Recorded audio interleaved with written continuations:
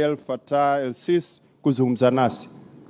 Kwa heshima na taadhima, Mheshimiwa Rais, karibu sana.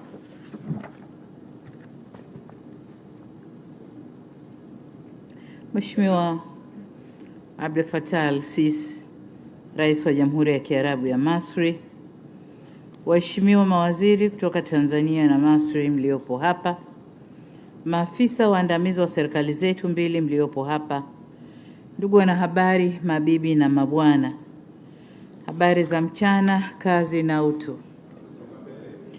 Hivi leo ndugu zangu, tumebarikiwa kuwa na ugeni mkubwa na mzito wa kaka yangu Mheshimiwa Abdel Fattah el-Sisi, Rais wa Jamhuri ya Kiarabu wa Misri, ambaye amekuja nchini kwa ziara ya kitaifa akiambatana na ujumbe wa wafanyabiashara na wawekezaji.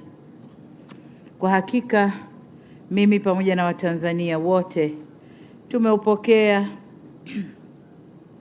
kwa mikono miwili na moyo mkunjufu ujio wake nchini, ambao unatoa fursa ya kujadiliana kwa kina kuhusu namna bora za kuimarisha uhusiano wa kihistoria uliopo baina ya mataifa yetu mawili. Baadhi yenu mtakumbuka hii sio mara ya kwanza kwa Mheshimiwa Rais el-Sisi kuja Tanzania. Alitutembelea mwaka 2017. Hiki ni kielelezo tosha cha uhusiano mzuri wa kidugu na wa kirafiki kati ya mataifa yetu mawili. Kwa msingi huo, ninaamini na nina matumaini makubwa kwa ziara hii itakuwa na manufaa makubwa kwa nchi zetu mbili. Na kwa sababu alishakuja mara mbili, mimi nilikwenda mara moja mwaka 2021 na leo amenialika tena niende, na tumekubaliana kwa wakati muafaka tutafanya ziara huko. Ndugu wanahabari, kama mnavyofahamu, Tanzania na Misri ni nchi rafiki na washirika wa karibu. Urafiki na uhusiano wetu umekuweko hata kabla ya ukoloni, pale ambapo wafanyabiashara wa Misri walikuwa wakija kwenye maeneo ya pwani ya Afrika Mashariki. Kipindi cha ukoloni, mataifa yetu mawili yalishirikiana kwa karibu zaidi kwenye harakati za kutafuta uhuru wa Afrika. Na baada ya kupata uhuru, mataifa yetu yameendelea kushirikiana kwenye nyanja mbalimbali, ambapo mwaka 1989 nchi zetu mbili zilianza tume ya pamoja ya ushirikiano, Joint Commission for Cooperation JCC, na kupitia tume hiyo tumekuwa tukishirikiana kwenye sekta mbalimbali, hususan biashara na uwekezaji, kilimo, elimu, afya, maji, nishati na eneo la ulinzi na usalama. Nitumie fursa hii kwa niaba ya serikali na Watanzania wote kuishukuru serikali ya Misri kwa ushirikiano mkubwa inayotoa kwa nchi yetu kupitia mafunzo na ufadhili wa masomo ya muda mrefu nchini Misri. Zaidi ya hapo, Watanzania, wataalamu wa Misri kwa kushirikiana na wataalamu wetu wametoa huduma za upasuaji wa wagonjwa wa moyo kwa Watanzania wapatao 420 katika kipindi cha miaka 10 iliyopita. Bila ya shaka, naamini mtakubaliana nami kuwa mojawapo ya kielelezo kikubwa cha ushirikiano wa karibu uliopo kati yetu ni utekelezaji wa mradi wa kufua umeme wa bwawa la Julius Nyerere. Mradi huu ni mkubwa ambao umegharimu kiasi cha shilingi trilioni 7.4 na umejengwa na kampuni mbili za kutoka nchini Misri. Hivyo tunaishukuru sana serikali na makampuni kutoka Misri kwa kushirikiana nasi kwenye utekelezaji wa mradi huu mkubwa sana. Mradi huu umegharamiwa kwa fedha zetu wenyewe na kujengwa na kampuni za Afrika. Huu ni uthibitisho kuwa nchi za Afrika zikiamua zinaweza kutekeleza miradi mikubwa ya kimkakati kama hii bila ushiriki wa mikono mingine ya nje ya Afrika. Katika ziara hii leo, muda mfupi uliopita, tulikuwa na mazungumzo na ujumbe wa wageni wetu tuliowapokea, Mheshimiwa Rais na ujumbe wake. Tumejadili masuala mengi sana yenye lengo la kukuza na kuimarisha uhusiano zaidi na ushirikiano kati ya mataifa yetu mawili. mazungumzo yetu yalijielekeza katika kuimarisha uhusiano na ushirikiano kwenye masuala ya kiuchumi kwenye nyanja mbalimbali kama ifuatavyo. Moja, biashara na uwekezaji. Tumekubaliana sote kwamba kiwango cha biashara kati yetu bado kiko chini, lakini kuna fursa kubwa za kuweza kukikuza, hivyo tukubaliane kukuza biashara.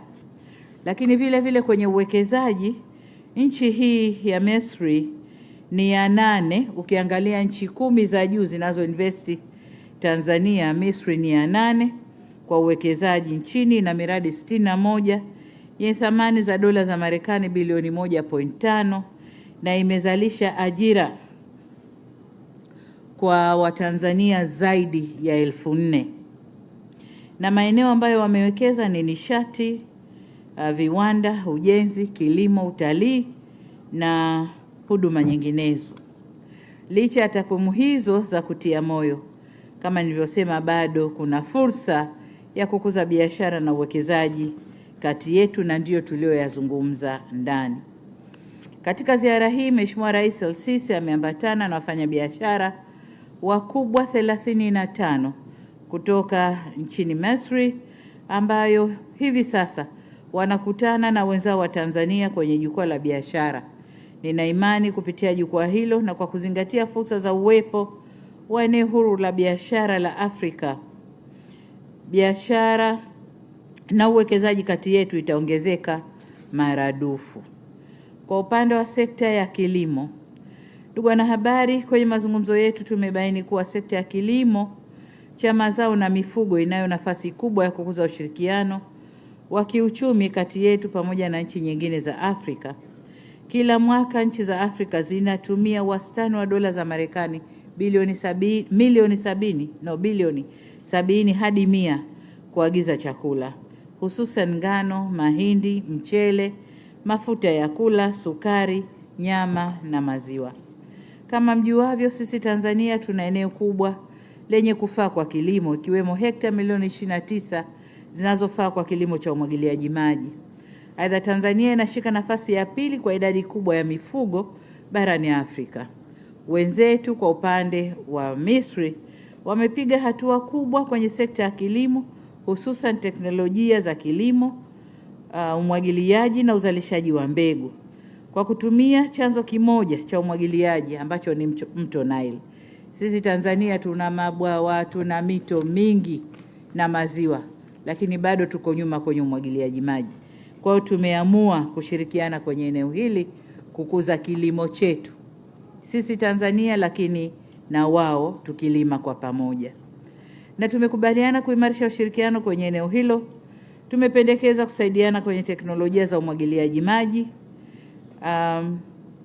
lakini kwa upande wao wameonyesha nia ya kuwekeza kwenye kilimo cha ufugaji pia hapa nchini, na kwa maana hiyo tumekubaliana kutumia ranchi yetu ya Ruvu ambayo kwa sasa haina kazi, tutaitumia kwa kuwekeza kwenye mifugo sisi na wao. Nimewakaribisha pia kuja kushirikiana na taasisi zetu ikiwemo JKT, magereza na NARCO ambazo zina maeneo makubwa yenye kufaa kwa kilimo na ufugaji, kwa ni pamoja na mradi wa kilimo kule Zanzibar. Eneo la tatu ni miundombinu ya uchukuzi. Kama mnavyojua, huwezi kukuza ushirikiano wa kiuchumi bila kuimarisha miundombinu ya usafiri na huduma za usafirishaji. Hivyo kwenye mazungumzo yetu tumekubaliana kuimarisha ushirikiano kwenye sekta ya usafirishaji. Walipoitwa kusaini Waziri Makame Mbarawa na waziri kutoka Misri, tuliwapigia makofi. Tuliwapigia makofi kwa sababu huko ndani huko kulikuwa na mambo. Walikuwa wanavutana kidogo.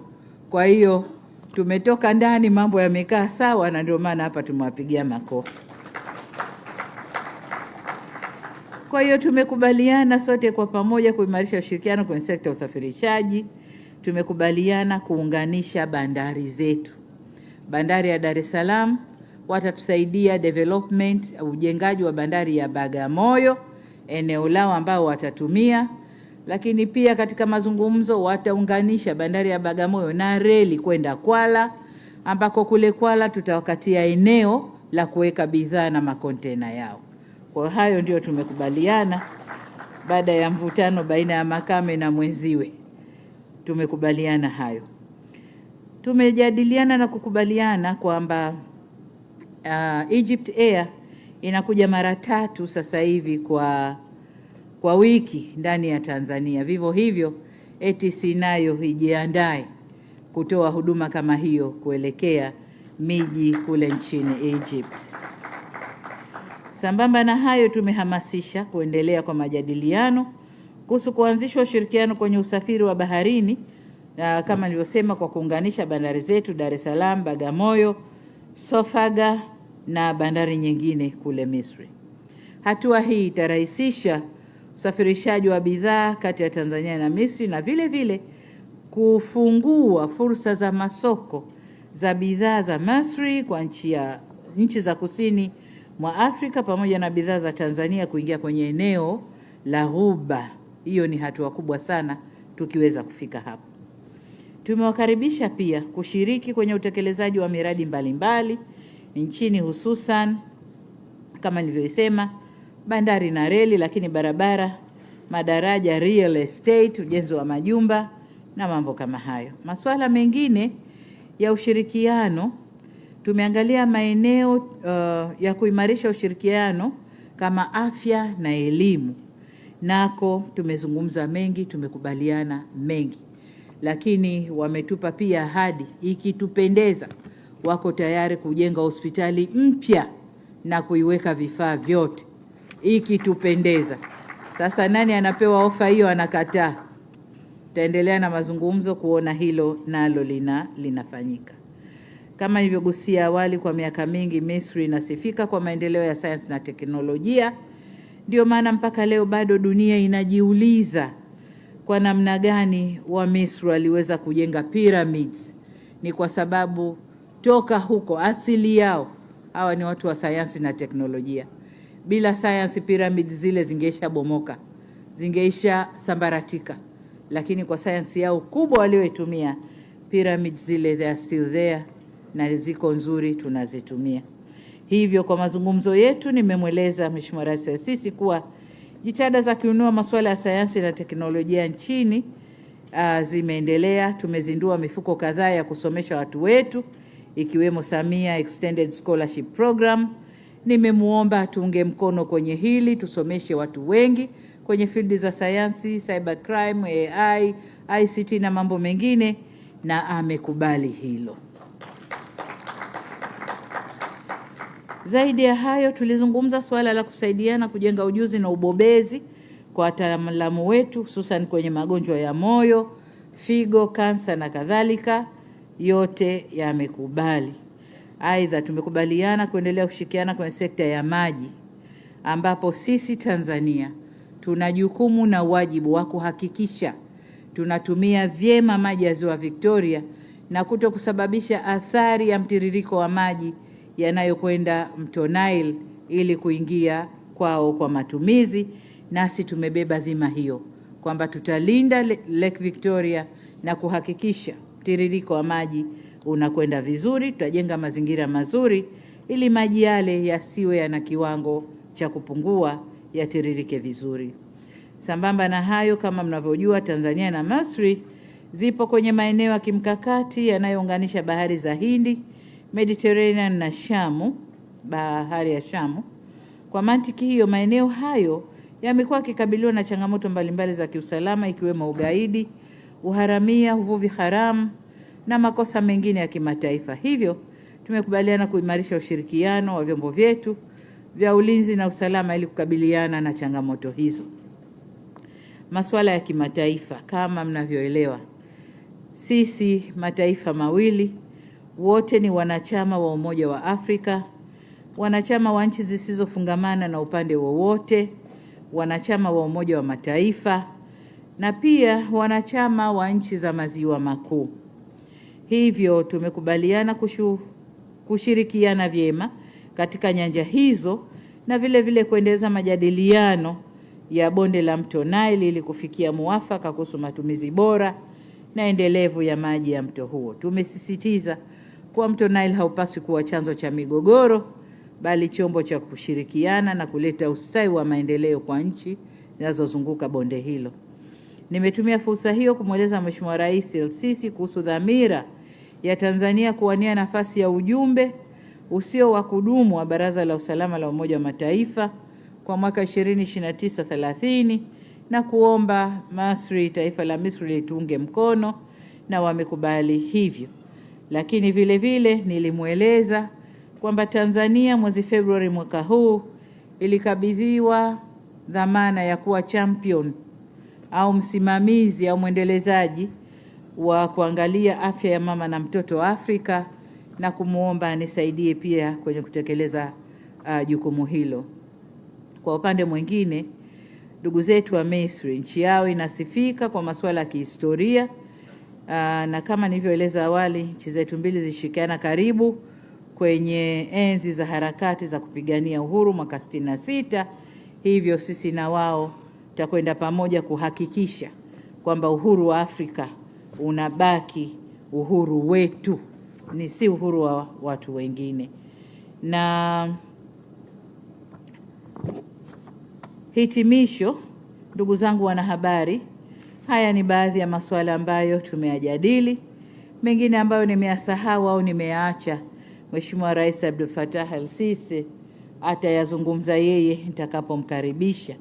Nihitimishe kwa kutumia fursa hii kutoa rai kwa mawaziri wote wa Tanzania na wataalamu wetu, lakini vile vile kwa upande wengine kwa ndugu zetu wa Misri, kuhakikisha kuwa yote tuliowajadili na kukubaliana na kaka yangu Mheshimiwa Rais wa Jamhuri ya Kiarabu ya Misri Mheshimiwa El-Sisi, pamoja na mikataba tulioisaini leo hapa katika mkutano wetu na ile iliyosainiwa kwenye jukwaa la wafanyabiashara kule, inakwenda kutekelezwa ipasavyo na bila kuchelewa. Tumekubaliana kuharakisha utekelezaji wa tuliokubaliana. Baada ya kueleza hayo, sasa napenda nimkaribishe Mheshimiwa Rais na yaweze kuzungumza nanyi waandishi wa habari. Mheshimiwa Rais, tafadhali.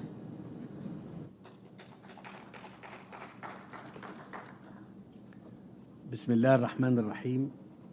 تحياتي لوسائل الإعلام، واسمحي لي فخامة الرئيسة دكتورة سامية سلوحو حسن رئيس جمهورية تنزانيا المتحدة الشقيقة، اسمحي لي أن أنا أدعوك الشقيقة الفاضلة دكتورة سامية كل التقدير والاحترام والاعتزاز بشخصكم وكل الدعم من أشقائكم في مصر. Mnapata sapoti yote kutoka kwa ndugu zenu wa Misri. Ndugu zangu, kwanza naelezea furaha yangu kwa kuwepo hapa mjini kwenu, na nashukuru sana namshukuru sana Rais Samia Suluhu Hassan kwa makaribisho haya ya ukarimu. Natumia tukio hili kuelezea heshima yangu kubwa kwa mahusiano ambayo yanaikusanya Tanzania na Misri, kwa mahusiano ya kihistoria, na mahusiano haya ni ya kuheshimiana na kusaidiana kwa nyanja nyingi.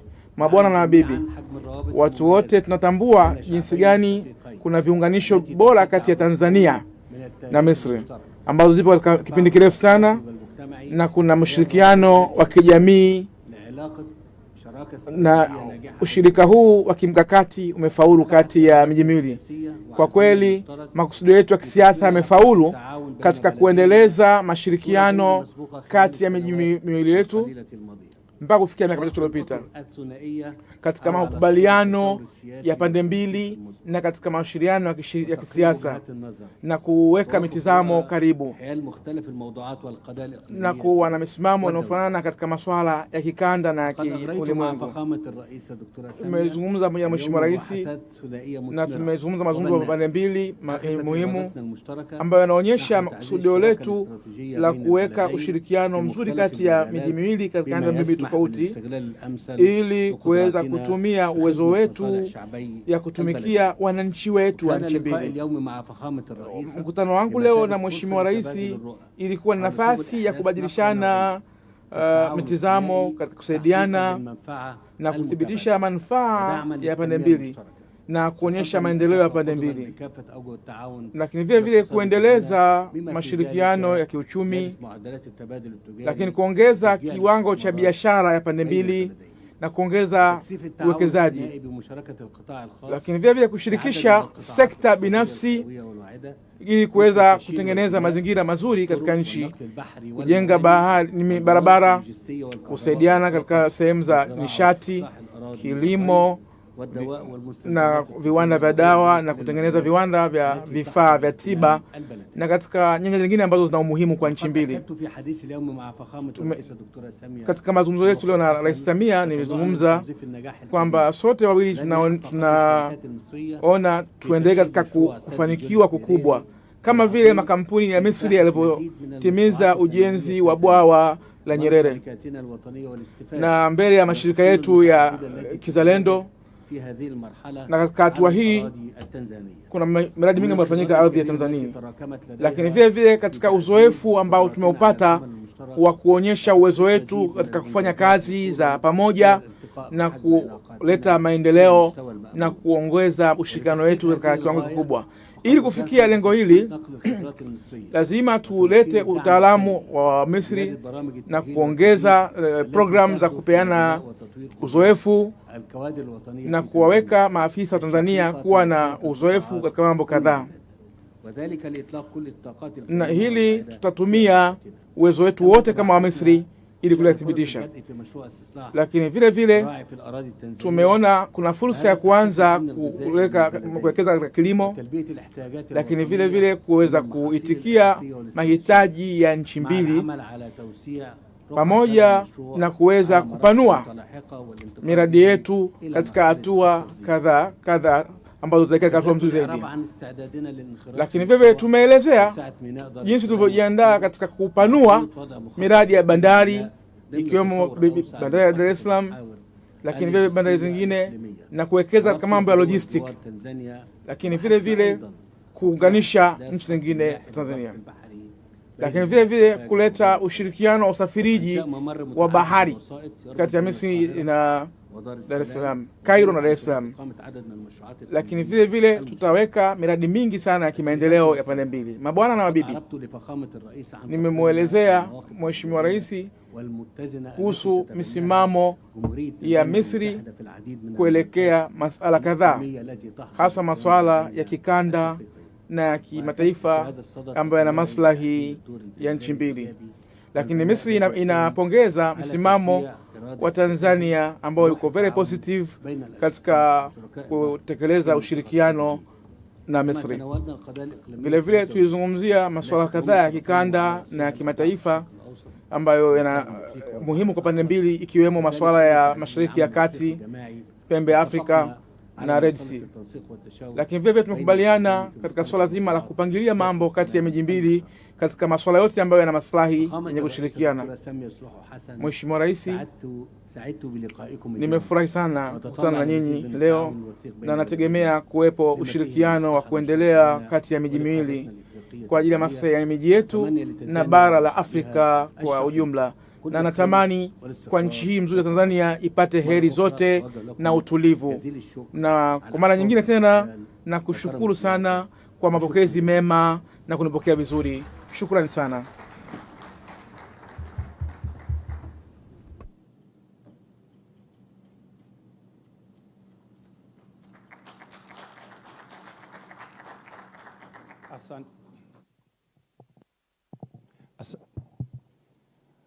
Asanteni sana marais wetu kwa hotuba zenu nzuri ambazo zimeonyesha uimara wa uhusiano wetu na mashirikiano yetu ya kihistoria, lakini kikubwa zaidi kufungua ukurasa mpya wa mashirikiano katika sekta ambazo mmezitaja na kuzitekeleza kwa kasi zaidi.